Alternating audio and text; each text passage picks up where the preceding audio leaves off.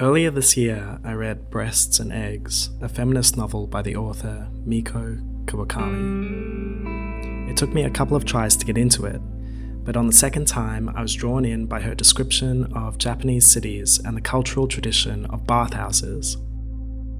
The book begins with Natsu, an aspiring writer visiting her sister Makiko in the city of Tokyo. Makiko is struggling with body issues and is tossing and turning over whether to get plastic surgery in the form of breast augmentation. In the bathhouse, Makiko describes in detail everything she thinks is wrong with her body. Her sister Natsu watches her undress, questioning what it means to be beautiful. There are many reflective moments like this in the book, moments that point out the fractured nature of the time we are living in, with a growing gap between men and women, and an imperative on women to be perfect at all times. Over the last couple of weeks, I read a few of Kawakami's stories, trying to understand exactly what she thinks is tearing us apart. I reread parts of Breasts and Eggs and the shorter novellas Ms. Ice Sandwich and Heaven. In each case, I was taken in by the way Kawakami represents the downtrodden in society, the poor and the bullied, the beautiful and the mundane. It struck me that she could see something that I was missing, and so I sought to understand her perspective.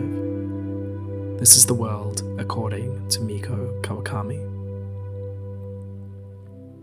Kawakami has this beautiful way of setting up a scene. She starts by drawing you in with a few choice details, the textures and the people that dot the back streets of a Japanese city, lurking and disappearing like shadows in the night.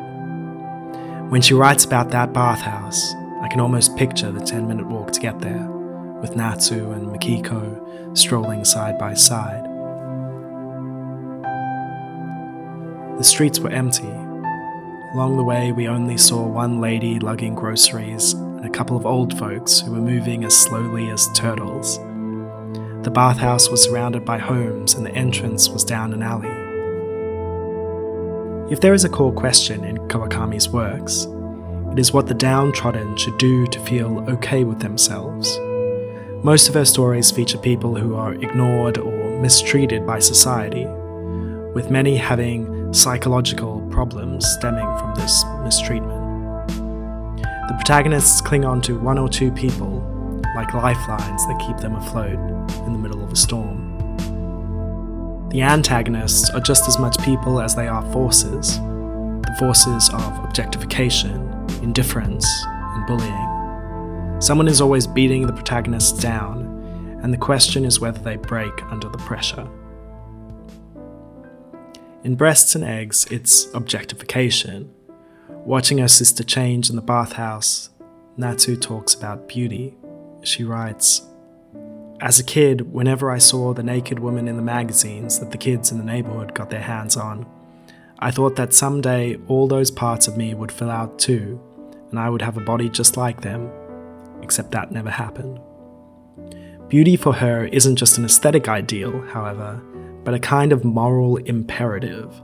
To become beautiful is to have a good life. It is the only way to have a good life.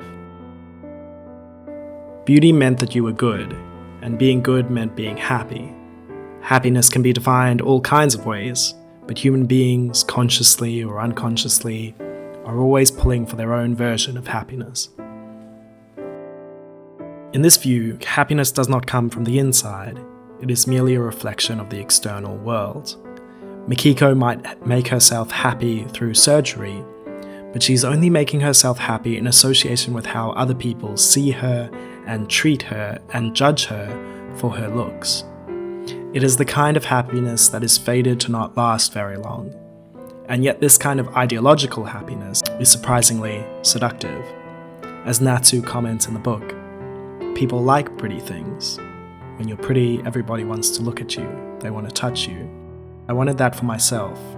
Prettiness means value, but some people never experience that personally. This imperative towards happiness is reflected in Mieko Kawakami's other books. In those, she turns away from women to talk about the lives of children.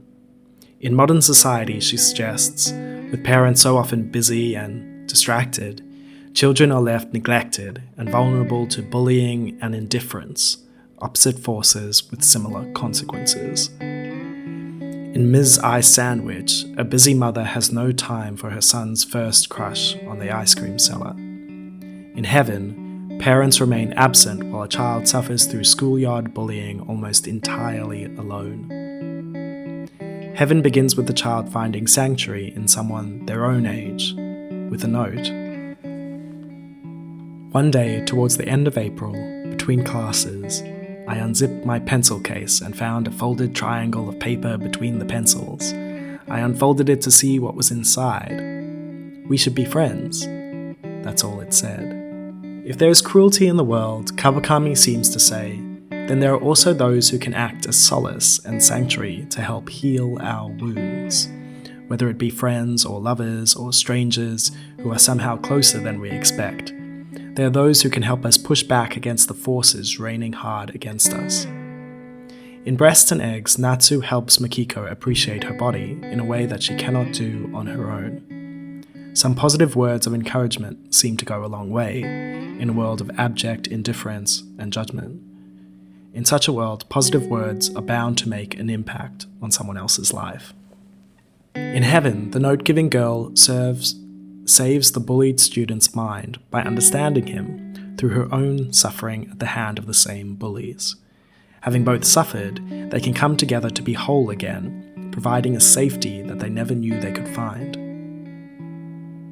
The others made me carry their backpacks, or kicked me like I was nothing, or whacked me on the head with their recorders, or made me run around for them, but the notes kept showing up, and the messages grew longer. Kawakami's message here is simple. There are negatives in the world, but there are also those who can make things right again. There is so much suffering and torment, but there is also kindness and beauty, real beauty, the kind that is not on the surface of people, but in their words and actions, in their thoughts and deeds, when they have every choice to make and they still make the kind choice, the compassionate choice, and the least judgmental choice that includes other people into their own world.